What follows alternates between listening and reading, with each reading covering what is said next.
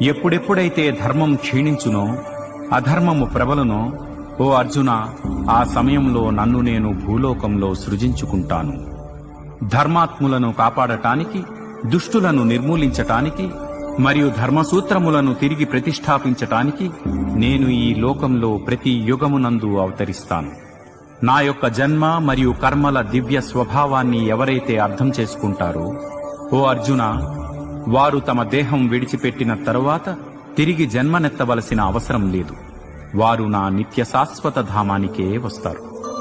మమకారాసక్తి, భయము మరియు క్రోధములు లేకుండా ఉండి, నాయందే సంపూర్ణంగా స్థితులై ఉండి నన్నే ఆశ్రయించి ఎంతో మంది ఇంతకు పూర్వం నా గురించిన జ్ఞానంచే పవిత్రులైనారు మరియు ఆ విధంగా నా దివ్య ప్రేమను పొందారు.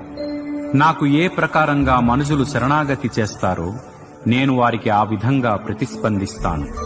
తెలిసినా తెలియకపోయినా అందరూ నా మార్గాన్ని అనుసరిస్తారు. ఓ పృథతనయుడా అర్జున, ఈ లోకంలో భౌతిక కర్మలలో విజయం కోసం కోరికలతో ఉండేవారు దేవతలను పూజిస్తారు. ఎందుకంటే భౌతిక ప్రతిఫలాలు త్వరగానే సిద్ధిస్తాయి. జనుల గుణములు, కార్యకలాపముల ఆధారంగా 4 రకాల వృత్తిధర్మములు నా చేత సృష్టింపబడ్డాయి. ఈ వ్యవస్థకి నేనే సృష్టికర్త అయినా నన్ను